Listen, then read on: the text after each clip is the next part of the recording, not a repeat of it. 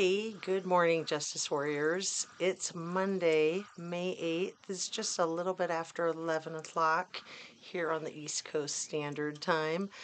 I missed you guys so much over the weekend.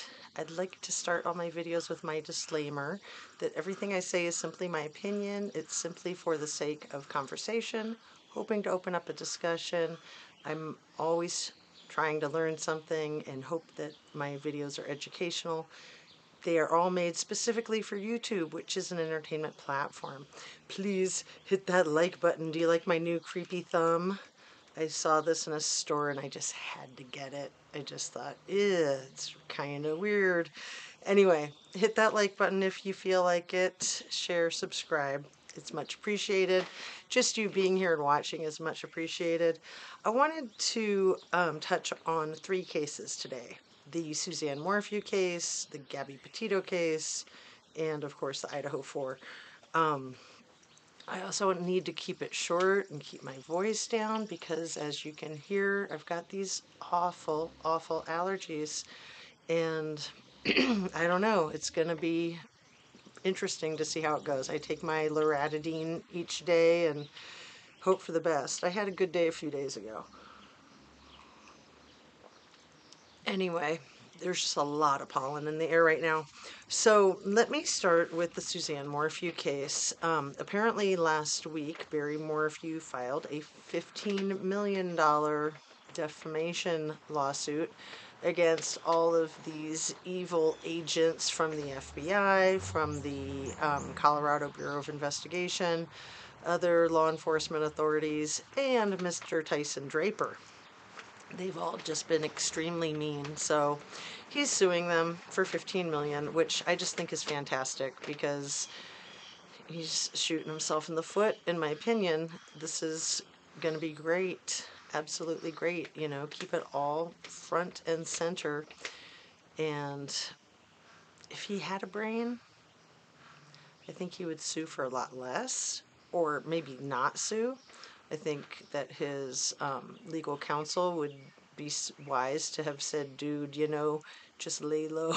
Just try to keep the drama down. But my opinion is that this man is a drama queen. He loves the attention, loves it. He can't stop. He probably misses it so much, which is, I think, one reason why he's filed this lawsuit, is just so that people will think about him and talk about him and, you know.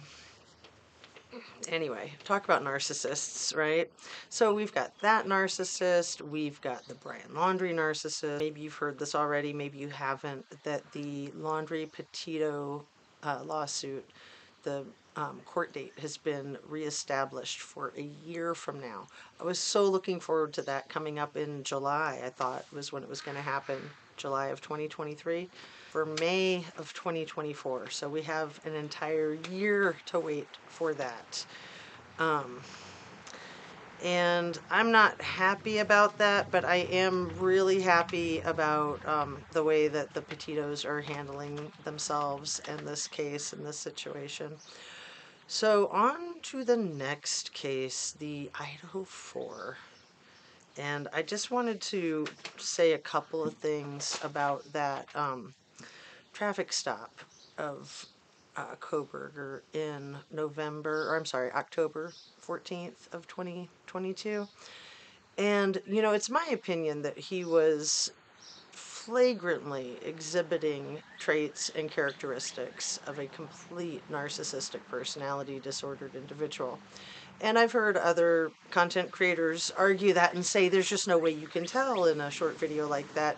And if somebody's trying to hide it, you might not be able to tell. But he wasn't doing a really good job if he was trying to hide it, in my opinion. He was really letting it show, full exhibition, and his desire to outsmart the cop, I think, was overriding his common sense, which often happens with people with extremely high IQs. They lack the emotional intelligence. The point of me bringing this up is that for me, watching that video footage of him interacting with the female cop, and it's my opinion that he was completely out of line, that it was very obvious what he had done wrong, that he knew what he had done wrong, and that he was trying to confuse the female cop. And that if it was a male cop, he wouldn't have dreamed of doing that. And if he did, he probably would have gotten his rear end kicked hard, metaphorically or physically. I don't know. I don't think he would have tried it in a million years. But, this officer is a beautiful young woman. You should see photographs of her. She's very good looking. I thought she did a great job. She was very professional, polite. And yes, Koberger was polite, but that was such a thin veneer of complete rudeness and hostility and trying to undermine her authority and trying to make her question herself. He was gaslighting. And yeah, it would be interesting to see the dash cam to see if his story of what happened right before holds any water.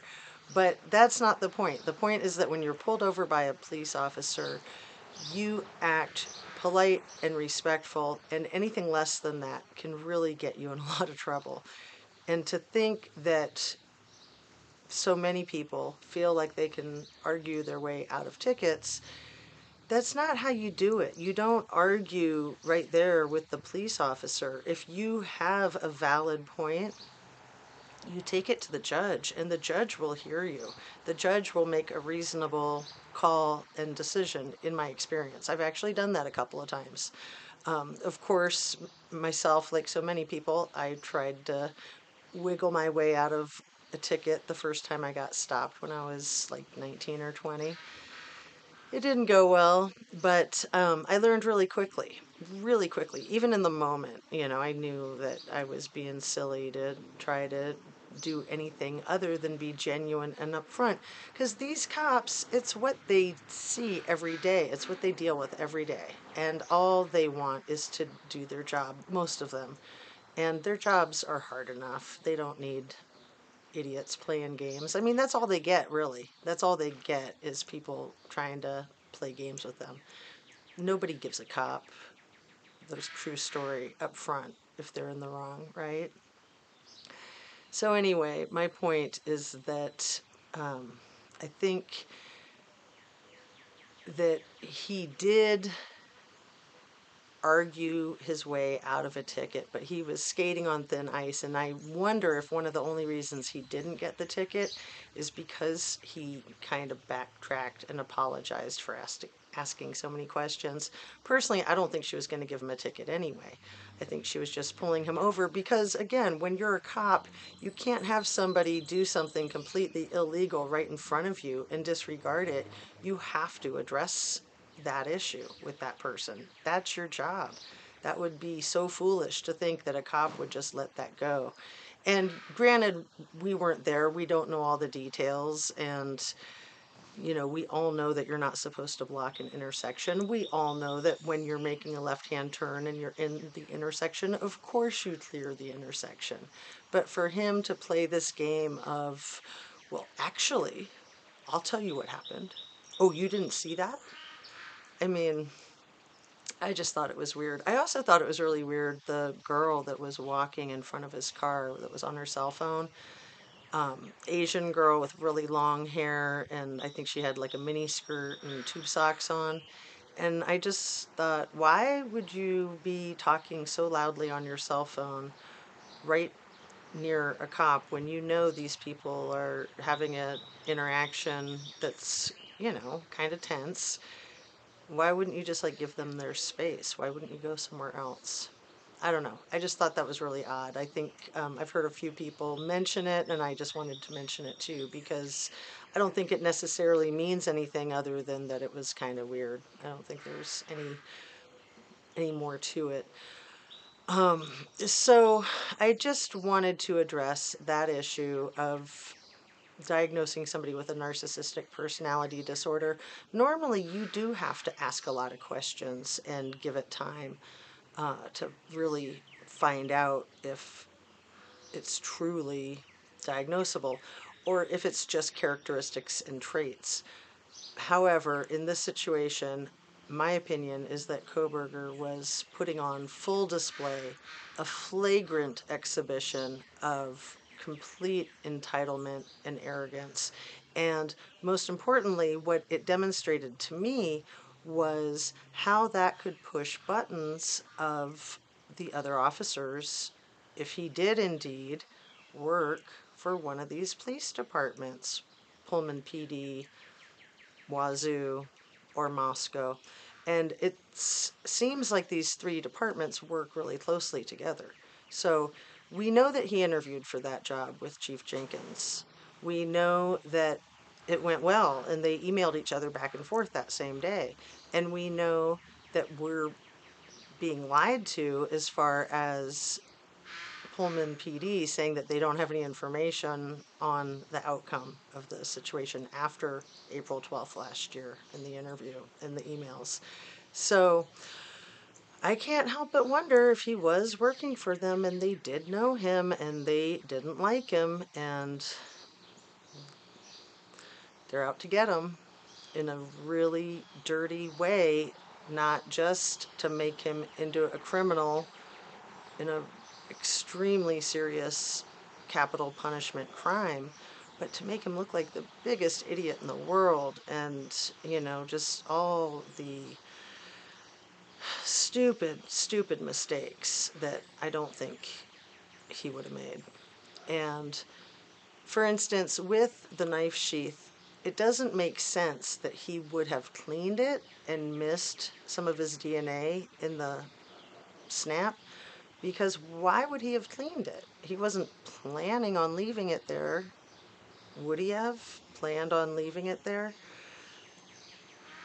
I guess you could have a theory with that he was trying to frame somebody with military experience or something.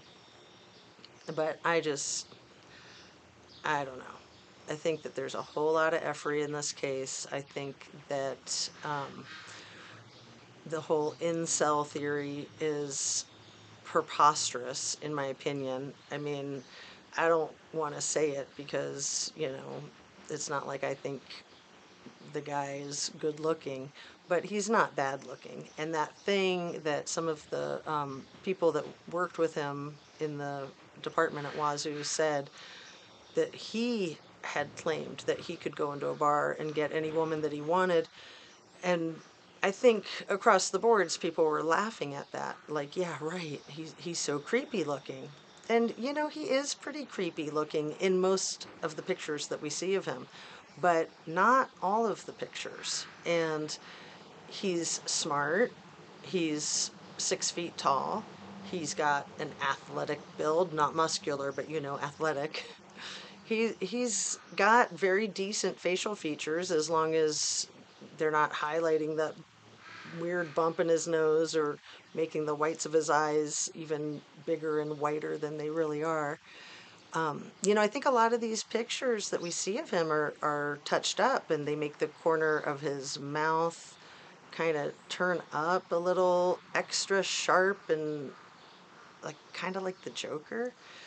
So yeah, we see a lot of creepy images of him, and of course, no one's going to be attracted to the Charles Manson eyes. You see the Charles Manson eyes, you run. But, these scary people don't generally have those telltale signs, and that's how they can entice victims into their traps. So, I don't know. I'm not buying the whole lone wolf theory. I'm not buying the time frame. I'm really curious still about that Josco 1972 video that was made and released December 14th of 2022 of somebody who sounded like they could have been the one who committed the crime. And he's talking real low, and he's got the videotape with his camera of his reflection in his computer screen, but his camera's like blocking his face. That's such a weird thing to release on YouTube. And at first, I thought, yeah, it probably is the killer. But at this point in time, I don't think so. I don't know. I don't think it's him. It could be the person who committed the crimes, but I don't think it's him. One of the things that Josco 1972 says in that short clip that is so fascinating is about the dog barking and the scream. And he timestamps those things happening at 3 something, like way before 4 o'clock in the morning. So that completely throws off that whole time frame that they've tried to nail it down to now, that all of this happened after the DoorDash was delivered at about 4 a.m. That whole time frame seems so contrived. Anyway, I'm going to wrap up, you guys. I'm going to hold up my creepy thumb again. Please hit that like button. And I hope you have a really good afternoon. I miss you. I hope to get on here and make videos at least one a day this week. It was really hard to go 2 days, but it was a busy weekend. And then with this whole voice thing, I could barely talk, really. I didn't want to push it. Have a really good Monday. I hope that it's productive and fruitful. I hope you get yourself set up for a really productive work week and that you had a great weekend. I hope you stay hydrated and well nourished. Eat your veggies, eat your protein, be kind, be respectful. Especially, please be kind in my comment section. I'm really sick of people that are anything less than kind and respectful. You know, I unblocked almost everybody who's been blocked in the 8 months that I've been doing this channel. And, you know, I thought, of course, I might regret that, but I'm just gonna, I have a zero troll tolerance, and I'm just gonna block people again, and my mods are gonna be doing the same thing. So hopefully I'll be getting back into the lives as soon as my voice gets better. I really do miss you guys. Again, have a great rest of your day. Thank you so much for watching, and sending you light, sending you love. Peace out. Take care.